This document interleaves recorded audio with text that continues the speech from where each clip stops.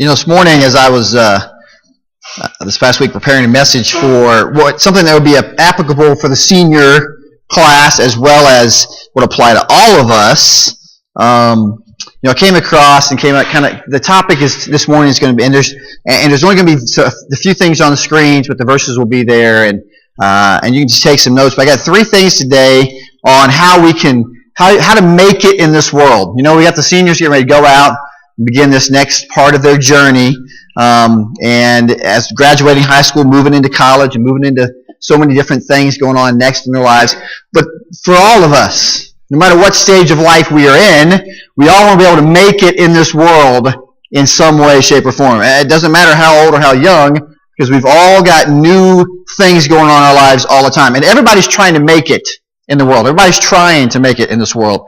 And some people will go to considerable lengths, right, in order to be a success in their lives. An athlete might try to do everything they can to be a success. They may take steroids, or they may take certain kind of drugs, or a baseball player may cork his bat, or may have some sort of a substance somewhere. We saw this picture not too long ago. If you guys watch any sports center or anything like that, this guy that had stuff on his face just to get stuff on the ball, wasn't even hiding it very well, right? Trying to be a success, doing everything they can to be a success of what they're doing. No matter what the odds are, no matter what, they're going to try to be a success, so they do everything they can, even if it involves maybe cheating a little bit to do that. Maybe someone may want to gain a little bit of insider trading knowledge, right, so they can make a little bit more money. Maybe lie on their resume, beef it up just to get that job. All of these things going on, they're just hoping to make it in this world. And this stuff obviously it doesn't help you make it in this world, especially when you get caught trying to fix things or lie about things. And so the question is, how do you make it in this difficult world? How do you actually make it? Well, the Bible gives us, I think, some guidelines that will do this. And I'm going to talk about 3 things today, guidelines that will kind of help all of us, no matter where we are in life today, to make it in this world. And the first one is this. I think the first thing we all have to do is we just have to face your fears. All right? We all just need to face our fears. I think it's something that we all need to do. And we're all afraid from time to time of something in our lives. And I'm not just talking fears of, scared of spiders, scared of heights, I'm talking about the fears of being able to make it in this life.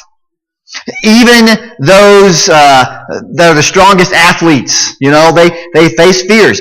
Some of you guys may or may not remember Ricky Williams, who played in the NFL for about 11 years, retired actually, I think this last year. But Ricky Williams was a great standout running back for Texas Longhorns years ago, and a great football player. And Ricky, first round draft pick of the New Orleans Saints. They traded all their draft picks to get Ricky to be on their team. And his rookie season wasn't that great, all right? He didn't do that well. And part of his problem in his beginning years was he had social anxiety disorder. That was one of his problems. And so when he'd get into a public situation, he would get nervous, he would get stressed out, he'd be uncomfortable, and he would not be effective in how he played the game. This amazing football player couldn't do it. He'd get stressed out. He became so worked up that his performance level would go down. He was later traded to the Dolphins, and he ended up being with the Ravens. But in the Dolphins, when he was there, he received counseling for this problem of this anxiety disorder that he had. And he was able to face his fears because of some help and some people who invested in him. And he ended up being a pretty good success in the NFL. And guys, it's not wrong to have fears. Okay, we all have them.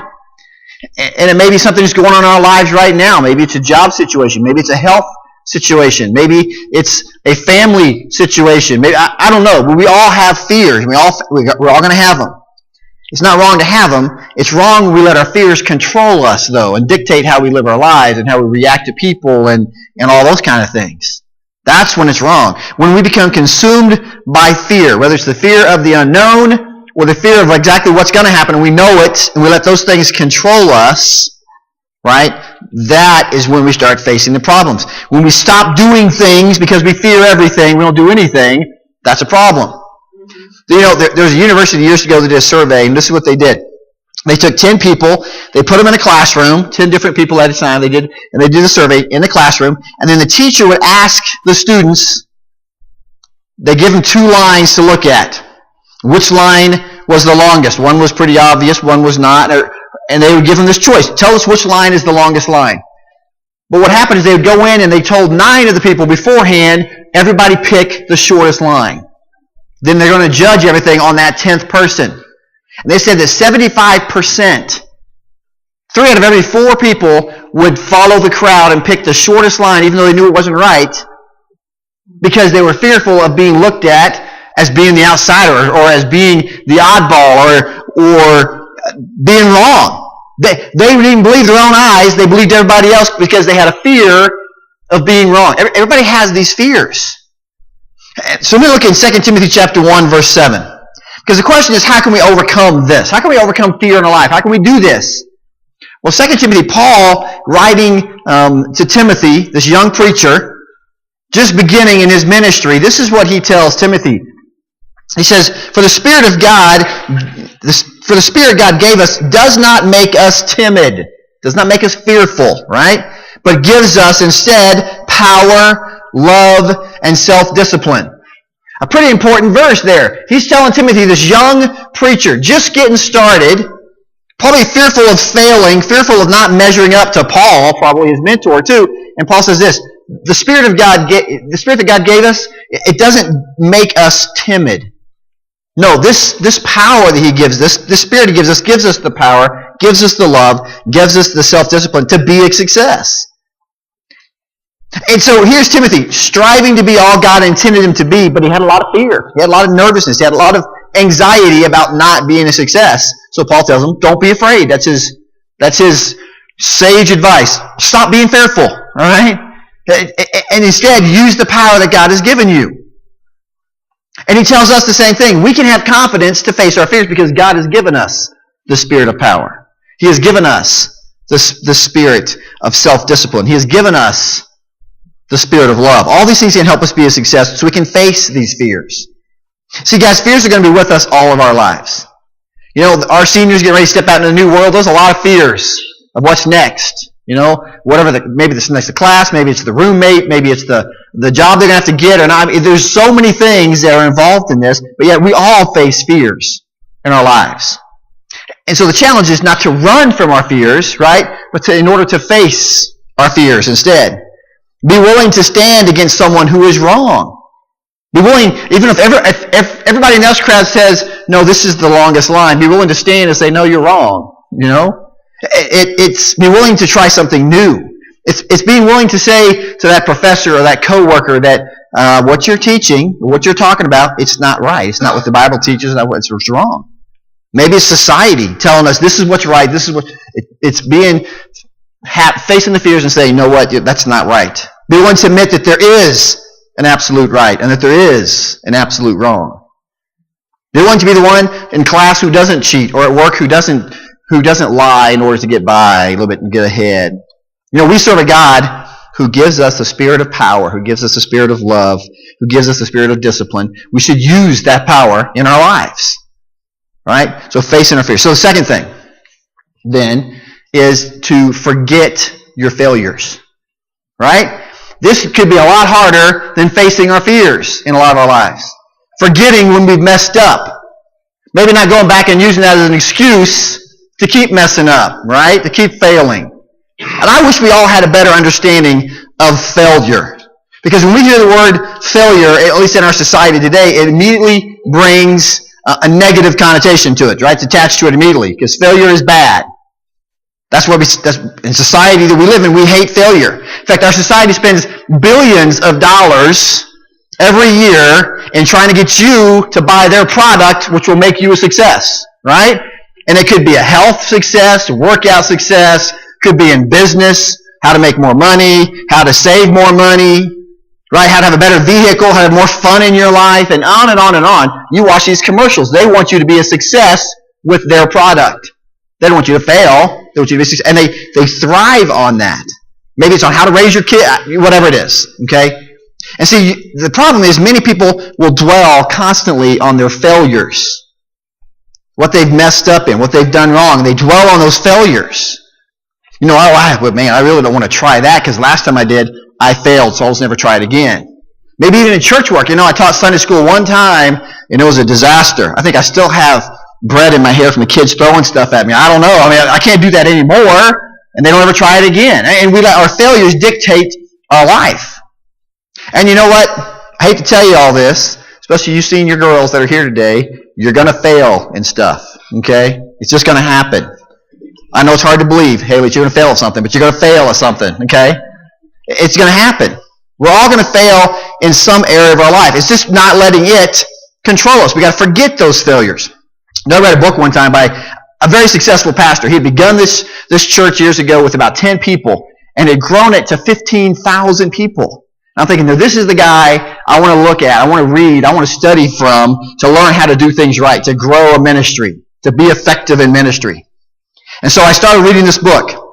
Didn't plan on reading a whole lot about failure because he had grown this church in crazy ways. And so I started reading in the introduction of the book. And one of the first things that came out that I found while he was writing was this. He said that I would have had a lot easier time writing a book about how not to do things than I would writing a book on how to do things right.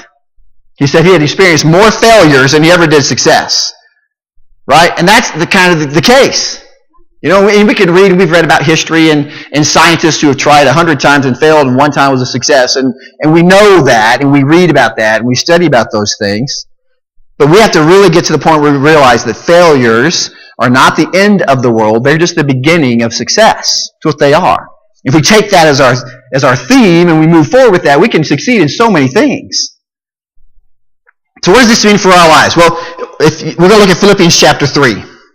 Here again is Paul. He's writing to this church in Philippi, and he's trying to encourage them by not necessarily looking at his life as being the end all of success. Okay? This is what he tells them in verse 12 of Philippians chapter 3. It says, "Not that I have already obtained all this, or have already arrived at my goal, but I press on to take hold of that for which Christ Jesus took hold of me. Brothers and sisters, I do not consider myself yet to have taken hold of it, but one thing I do, forgetting what is behind, straining towards what is ahead, I press on toward the goal to win the prize for which God has called me heavenward in Christ Jesus." Paul's saying, look, I have messed up a lot in my life. He says, forgetting about what is behind, straining forward. Look, Paul made a lot of mistakes in his life. Obviously, he spent a lot of his life persecuting and killing Christians, okay? He figured out later that was probably not the right thing to be doing, okay? And God changed his life. He said, forgetting those things, let me press forward. Because those failures, those mistakes he made could have held him back and held him down, and he would have never done anything for God if he looked back at his past. But he said, no, forgetting what's behind and straining forward, pushing forward, trying to obtain what is next. He said, I press on towards the goal. Which is what? To be in heaven with Christ Jesus. That was the goal. Look, we can all tell stories of failures in our lives. It happens to all of us. But when I look back at my first year of ministry, I was right out of college. I went to Odessa, Texas, and Karen and I went to this big church, and I was not a great public speaker. I'm not a great public speaker anyway. I was terrible right out of college, okay?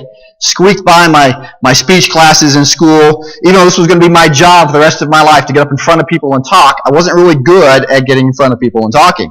And what made it even tougher is that my first year, my first ministry, I got to speak on a weekly basis, not just in front of a group of friendly faces like yourselves, but about 120 junior high kids. That was my first job, all right? For 14 years, I was a junior high pastor.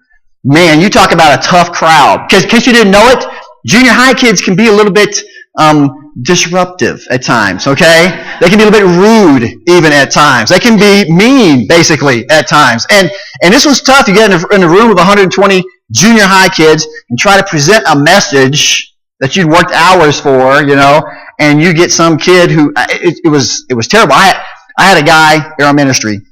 His name was Dickie Palmer, all right? Dickie was one of the greatest junior high youth leaders of all time because Dickie, big guy, I'm not sure. I can't remember how tall Dickie was. Not much, very tall. Maybe 5'11", maybe 6 foot. But he was a big guy. Okay, construction worker. You know, he'd drive up in his dually truck, and he'd have stuff everywhere and tools everywhere. And he was just that kind of a guy. Great guy for a youth pastor, because I didn't ever have to be the bad guy, because Dickie loved being the bad guy. All right, and so he was my bouncer in junior high youth ministry. So what he was, and if a kid was acting up, you know, it didn't matter. If it was during singing time, game time, while I was trying to be really serious in my lesson, he would thump that kid right there in the middle of youth group, all right, and disrupt everything, all right. And so I got to not only speak to junior high kids, I had leaders like Dickie who were trying to prove a point. I don't know, and it was very interesting my first year. And I was, again, not very good. I'd spend hours preparing a message to go 20 minutes, and because I was so nervous, and I would talk fast. I know you guys think I talk fast now. Talked a lot faster then when I was nervous, and about 12 and a half minutes in, I'd be done with my message, thinking, you know, and if I got nervous, my go-to word was all right, and I would say, and go my next point, and which wouldn't be so bad, except that my lovely and dear, loving wife would keep track of every time I say and give me just a sheet of paper after I was done 17 times today. I was like, you know, so I'd have to write on my notes, don't say all right, or talk slow, or all these. And I'm telling you, my first year was horrendous. I'm surprised any kid ever came back again, all right? I failed many times. I really did. But now look at me today. See how amazing? No, I'm just, yeah. But I'm telling you, if you were to sit back and you dwell on your failures, if you dwell on them, you'll never succeed. You got to forget these failures and press on. Move on. You will never succeed if you just key on your failures. You're going to be afraid to do anything if all you're worried about is what's failed in the past and the things you've messed up on in the past. You'll never do something. If you try something and you do good, great. Take that and run with it. If you try something and you fail, learn from that and move forward. That's okay. There's going to be other opportunities. You guys may know the story, and I did some research, a lot of different opinions of what happened here. But Winston Churchill, one of the great leaders, of course, of Great Britain during World War II, just a great leader, and gave lots and lots of speeches. You can still find lots of them online. But he was asked to give the commencement speech at the graduation for Oxford University. Right in the middle of World War II, things are not looking really great necessarily for Britain or anybody else at that time. It's tough. And he says he shows up to the event. He walks up to the podium. Here it is, all these men getting ready to graduate. He walks up to the podium and he says these words. He says, "Never give up." Then it says he stands there for about 30 seconds. Then once again he says, "Never give up." And there's a whole other speech where he just says, "Never give in." But it says after he said that twice, he just walks off the stage. That was it. Never give up. He says, don't worry about everything that's going on. Just never give up. Never quit. Never press on. That's what he's telling them in those 3 words. Guys, when we fail, forget about it and move on. Press on. Never give up. Press on. Try again. 2 things. So, the third thing today. So, we got to face our fears, forget your failures, and then follow your faith. And I want to encourage not just our graduating seniors, but all of us in here on a regular basis. We need to follow our faith. You know, when you run a race, you always want to know, at least I always did, I always wanted to know where the finish line was, right? Where's the finishing point? That's what I wanted to know. You know, I've never wanted to run a race where I did not know where the finishing point was. When I was in all through sports, you know, we'd have coaches and we'd have to run to get in shape. Well, a lot of times that coach, if you had a bad day, a good or bad practice, he would say, "You run until I tell you to stop running." Right? That's not a good day for me. All right? Because if I can't know where I'm going to end, it's depressing. It can be a long, long run. And I'm not a long distance runner. Unlike Miss Kara Scroggs in here, who just finished her marathon a couple of weeks ago, who did a great job. I'm not a distance runner. All right, 26 miles. I get tired driving 26 miles. You know, I shouldn't want to run it. But you know, I was never a long distance runner. I wanted to be a sprinter. When I got to do track events, it was 100 meter, 200 meter. That was it. Okay. Basketball, you can run up and down the basketball court. Soccer, it's short sprints to get to the ball. Right? I mean, but in order to stay in shape, we always had to run. Always had to run long. And if that coach said you're going to run 8 laps, All right, 2 miles. Okay, fine. I don't want to run that far, but at least I know there's an ending point to this, okay? And I would run. And I'd be okay because the motivation for me was the finish line. That was the motivation to finish. Now, over the years, I've got to watch a lot of track meets, right? In fact, this last year, both Hannah and Chloe are in track, and so I've gotten to watch a lot of track meets. And it's always something to go to a track meet, especially a middle school, junior high track meet, where you see some of these poor kids who they've been encouraged, forced, I don't know what, to run the mile or the 2 mile race, all right? And you get all these kids, they take off, and there's 20 kids that take off on the beginning of this race. And it's not so bad the first 100, 200 yards, all right? Then it starts getting tough for some of those kids. And by the last lap, there's this kid, or there's 3 or 4 kids that are always at the end of the race, right? They've been lapped probably at least once, by somebody else that's getting ready to win the race. And they're running or walking, or whatever it is they're doing just to finish this race. But it doesn't matter. And this is the same thing with cross country, whatever the race is. It always amazes me that at the end of the race, doesn't matter how slow they've been running, doesn't matter how many times they've been lapped, it doesn't matter how bad they looked on every other lap, that last 50 yards, right? It amazes me how that last 50 yards, every one of them can sprint still, all right? They see that finish line. They know it's about done. Even if there's nobody else on the track, they will sprint that last 50 yards because why? There's a finish line up there, right? This is about to be done. That's the motivation. And I look at that and I think we all have to strive for that finish line. What is going to be our reference point, our focus point at the end? And for us that are believers, that have faith, there's an end. There's a finish line we can look to. You look back in history in the Apollo 13, which most of us know from history, but the Apollo 13 endeavor had some major mechanical malfunctions, right? And they were not expected to make it back. In fact, the possibilities are very slim if they were going to make it back. They had to conserve all the energy they could, everything. And then at the very end, in order for them to get home, they had to have a 39-second burn, right? A hard burn in order to get themselves back into our atmosphere. They didn't expect to make it. The problem was all their instruments had failed, right? Everything had gone to pot, basically, and they didn't know what. So they had to rely on Jim Lovell, right, the astronaut. He had to find some sort of a reference point in order to see what they had to do for that 39-second burn. His reference point was out a little window, and it was the Earth. That's what he was looking at. They had to get that 39 seconds, and he did that, timed it for 39 seconds, got the burn, with his reference point being the Earth. And of course, we know they made it, right? Because he had a reference point. He had something to look at. We all need that ending point, that reference point. So the question, I guess, for all of us today, not just our graduating seniors, but even our seniors on the other end of the spectrum, what's our reference point, right? What's our focus? What's our finishing line? Well, Hebrews chapter 12. Here it is, the author of Hebrews writing, and we're going to start with verse 1. Just a great challenge because he's reminding us of what it is that we're striving for, that pressing on for. He says, therefore, since we are surrounded by such a great cloud of witnesses, let us throw off everything that hinders and the sin that so easily entangles. And then he says, let us run with perseverance the race that is marked out for us. Fixing our eyes where? On Jesus. That reference point, that finishing line. The pioneer and the perfecter of faith. For the joy set before him, he endured the cross, scorning its shame, and then he sat down at the right hand of the throne of God. Consider him who endured such opposition from sinners, so that you will not grow weary and lose heart. So what's the challenge there? Let's fix our hearts on Jesus. That should be our reference point. That should be our finishing line. That should be our focus. And then no matter what else goes on around us, no matter how many times we may stumble, how many times we may fall, how many times we may get laughed, whatever it is, there's our reference point. Fix our eyes on Jesus. See, what happens to so many people in our world today is they take their eyes off Jesus.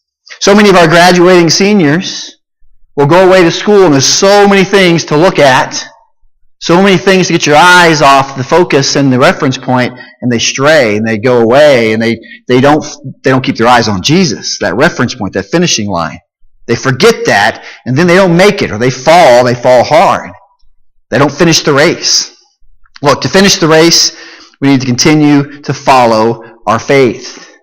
No matter how good or how bad things are, continuing to keep our eyes fixed on Jesus. That's what we need to do. See, any other reference point will fail. Following our faith, following God, that will bring that success that we're looking for. That will help us make it in this life. So, and I want all of us in this room to make it in this world, no matter where we are in our lives. I want us all to make it. I want us all to be successful. But in order to do that, you have to face your fears. I think you got to forget your failures. You got to follow your faith. And see, this is not as simple as, here, I've got this great plan. You can work 2 hours a week from your home, and you're going to make $100,000 a year. Here's this plan for you, right? That's baloney, of course. We know it's not out there, right? This is not a, I promise you will succeed scheme I'm trying to get you to follow. No, this is just basic. Life is tough. Life can be hard. It's going to have a lot of ups. It's going to have a lot of downs. There's no way around that. But guess what? God is stronger than all of our fears. He'll let us over. He will not just let us. He will guide us to overcome any of our failures. And He wants to be the focus and the end all of our life. He wants to guide us along the course of our life. That's how we can make it, I think, in this world, no matter where we are in our lives today. So this morning, and I don't know, again, where everybody is this morning in our hearts and in our lives, but I do know that we all are facing things every day. Not just seniors, we're all facing things every day. How are we going to make it in this world? And maybe something this morning that we talked about sparked something in your life. You say, I need to pray about this morning, or I need to bring this to the altar, or I need to whatever. We're going to take a few minutes here in just a second to have just a short invitation. We'll open the altar up. You can come up and pray. I'll be down for you. Pray with me. We're going to sing a song, and I've got something I want to do at the end of this too, Brad, as well, before the offering, before announcements, that kind of thing. So do me a favor. If you guys would all stand with me, let's just have heads bowed and eyes closed. I'm going to pray for us, and then we're going to have a short invitation. God,